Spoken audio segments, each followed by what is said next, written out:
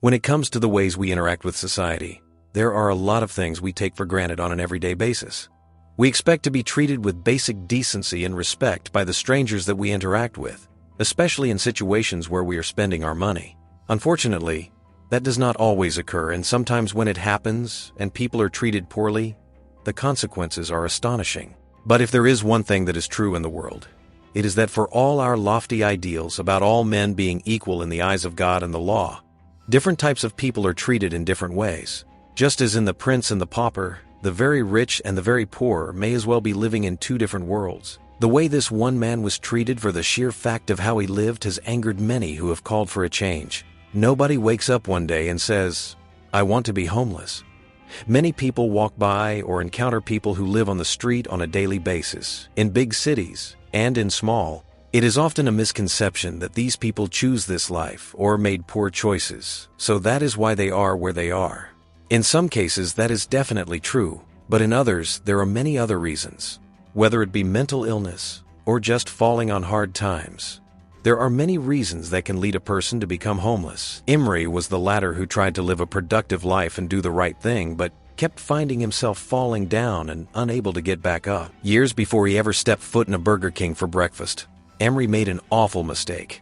Down and out on his luck, he needed money badly to pay for basic life needs. Unable to find a stable job or even an odd job, Imre made the bad decision of trying to steal in order to get money. Imre decided he would forge a check in order to get some free cash. This was a bad decision, as he was not an experienced forger. As you can imagine, Imre was quickly arrested on charges. Luckily for him, though, he got off with a break and only received probation. The probation he received would later cause mass trouble for Imre. Imre, now free and back living on the street, was trying to stay on the straight and narrow. He decided he'd live a more productive life, and was actually picking up small jobs to earn cash that he was able to use. While he was still homeless, he put the life of crime behind him. It was a November morning in Boston when Imre walked into a Burger King. Like every other customer in the store, the 37-year-old man was there because he was hungry. And while it may not be the healthiest way to start the day, breakfast at a fast food restaurant is nothing if not quick and inexpensive. Imre went to the counter, placed his order, then handed the cashier a 10 bill, just as millions of other people would do around the country every single day. But this time, it would result in the kind of treatment no other Burger King customer would have to deal with. The cashier immediately looked at Imre as if he was trying to determine what type of person he was.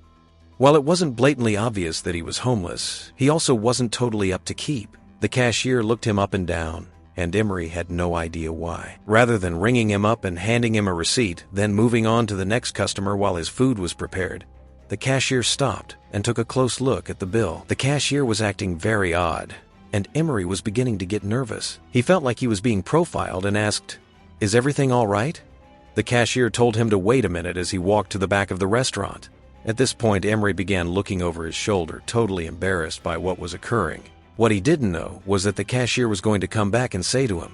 As he stood there, he noticed the cashier walking oddly back towards him, almost with a grin on his face. As the cashier approached, Imre asked again, "Is everything all right?" The cashier then smiled and said, "Good try," to Imre.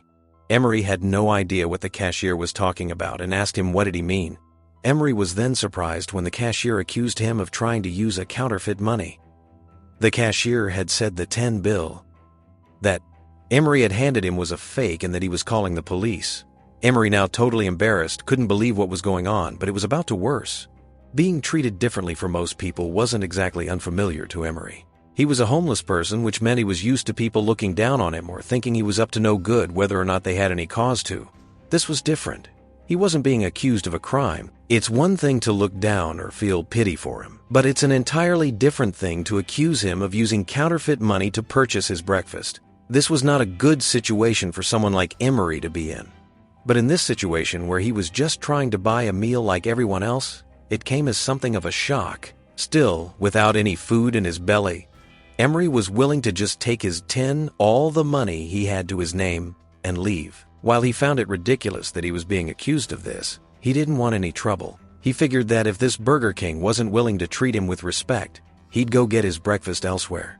There were plenty of places to eat, and he was not going to give them business or be treated disrespectfully.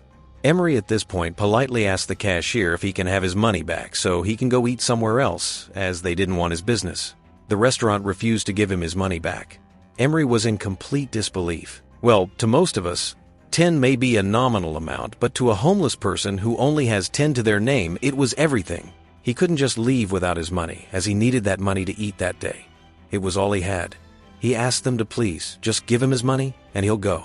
They said no and had other plans for him. The workers at this Burger King, instead of just returning the man's money, decided that they would call the police. They were confident that this man was using stolen money to make a purchase, and they wanted to teach him a lesson so he would not return and try it again. The question you have to ask yourself is, if this was not a homeless man, would he be accused of such a thing?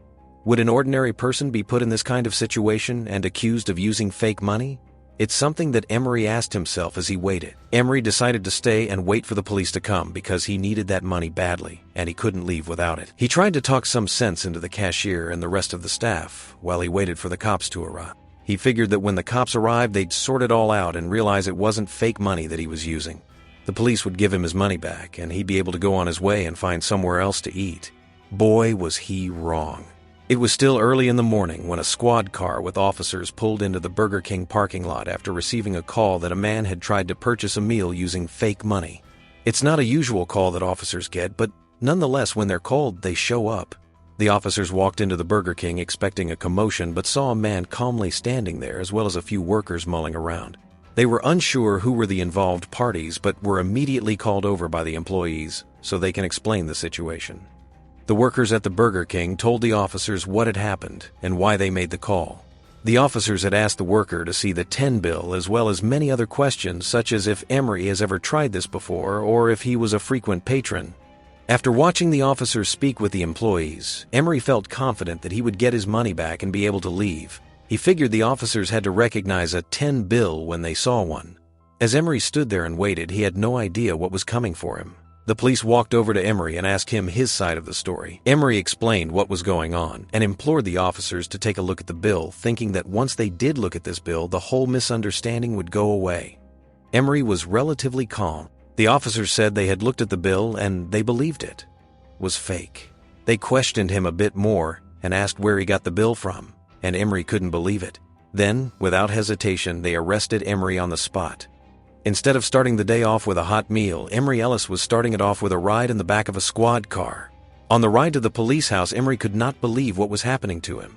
He felt he was profiled for being homeless and felt this was totally unfair. As they pulled up to the police station, it began to dwell on Emery that he was in serious trouble. While he did nothing wrong, he didn't have the means to defend himself. Emery was officially charged with forgery of a banknote, a crime that can carry a life sentence. On top of the hefty jail time he could be facing, the arrest would have an even more harmful impact on Emery's life than it might have for another person. As mentioned earlier, Emery was currently on probation for forgery, although this time he really didn't do it. This arrest triggered a probation violation for him, which meant he'd be held without bail. Emery would have to sit in jail for no reason at all until his final probation violation hearing. This was a bad situation. Emery Ellis was left sitting in jail, locked up behind bars for almost 3 months. As Emery sat in jail wondering why this was happening to him, he also had to question his past decisions that landed him here. It still felt brutally unfair that he was in prison because someone profiled him and then the police didn't believe him. Emery had to wait for the bill to be verified. This was done by having the bills sent to the Secret Service, the arm of the justice system that deals with counterfeit money. They would then inspect the bill to determine if it was real or not. After the investigation was completed by the Secret Service and justice system, they determined the bill was not a counterfeit. Their investigation proved what Emery had been saying all along. The 10 bill was real. The prosecution then admitted that no crime had been committed and the charges against him were dropped. A judge also subsequently determined that there had been no crime, thus no probation violation, and Emery was finally released from jail.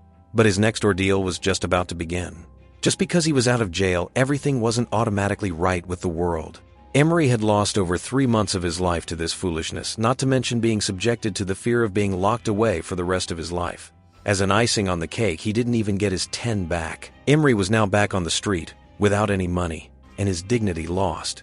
To make matters worse, he was fearful of now returning back to jail for things he didn't do but would be accused of. These were not good times, and made it harder for Emery to get back on his feet. Emery was looking to seek revenge to right this wrong. Emery, seething with anger, wanted revenge. He wanted someone to pay for the 3 months he lost and the embarrassing ordeal he was put through. Instead of turning to violence, though, he turned to the law. He felt someone had to pay for what happened to him, both literally and figuratively. Emery secured the services of a lawyer to get some sort of restitution for the way he'd been treated. He secured the services of a lawyer called Justin Dreschler, who filed a lawsuit against Burger King, the cashier, and Two Guys Foods Inc., which was the franchise. Justin Dreschler sat in his office as Emery told him everything that had happened to him. Justin felt like Emery did, that someone had to pay for this, and he was just the man to make it happen. Emery felt confident his attorney could get the job done. Justin worked quickly to draft up a formal complaint. The complaint said that Emery suffered public humiliation and shame, sleeplessness, anxiety, and depression because of his arrest and incarceration. "He's expressed to me many times how much it sucks to lose 3 months of your life," Dreschler said. The suit alleges that Emery was discriminated against because he appeared unkempt and seeks damages for civil rights violations, defamation, theft of Emery's money, and compensation for the months he spent in lockup. In total, they were seeking $950,000 in damages. Justin spent much time crafting his complaint and ensured it covered every aspect that Emery told him. He felt the complaint should properly demonstrate the pain that Emery went through and to let the public know how this man was treated. Though their lawsuit did not say that Emery was discriminated against because he was black, his attorney, Dreschler, suspected that Emery's race was a factor, combined with his disheveled appearance. He said that if a white man in a suit such as himself had handed the same tin bill to the same cashier on that day, there would never have been a question of its legitimacy. Even if they were, he said, the cashier would probably have apologized and said he wouldn't accept the money, and it would have ended there. The police would have never been involved, Dreschler said. Dreschler knew that this could be a controversial point to make, but he felt it was necessary to point out the hypocrisy in all of this, from the cashier's actions all the way to the police officer's actions. "A person like me would have gotten an apology, but a person like Emery somehow finds his way in handcuffs for trying to pay for his breakfast with real money," the attorney added emphatically. "People will say, he was homeless. Who cares if he went to jail for 3 months?" he added. Unfortunately, Mr. Dreschler had a fair point and was making an argument most people could agree with. Dreschler, when describing his dealings with the insurance company for Burger King, said, "And even when you negotiate with these insurance companies for the franchise, they'll say, well, he didn't lose any wages." Dreschler continued, "He lost his goddamn freedom. You think wages mean anything?" Two Guys Foods, the operation of the Burger King where the incident occurred, offered Emery a 10-0 settlement, but it was turned down. "We didn't think that was nearly sufficient," Dreschler said. 10-0 is a nuisance offer. Still, splitting the nights between friends, couches, shelters, etc., when there's no other option, this isn't about money for Emery. Acts of discrimination, subtle and not so subtle, happen every day, and most of them don't see the light of day because most of them don't result in any consequences, said Dreschler. Dreschler continued, "If Emery was in it for a quick buck, he would have just taken the 10-0. How many homeless people do you know that would turn down that money?" A Burger King Corp spokesman said the company does not tolerate discrimination of any kind but cannot comment on the specifics of the case. The company went on to say that the franchisee, Two Guys Foods Incorporated, is responsible for employee training and handling legal matters about the location. The lawsuit filed was first reported by the digital legal news service, Law 360, filed in Suffolk Superior Court. They are seeking damages of $950,000. While this is not about money, Emery feels he should be compensated for the 3 months he had to spend in jail as well as all the other things he dealt with. To him, the $950,000 would make someone pay for what happened to him, and he could have a second chance at life. This story was eventually picked up by the national news and went viral on the internet. It sparked a conversation online about treating people the right way, discrimination, and how things like this should be handled in the future. Emery was glad that this story made its rounds as he felt it was important for people to know he was a real person too, and that even though he was homeless, it doesn't mean he should be treated differently than others.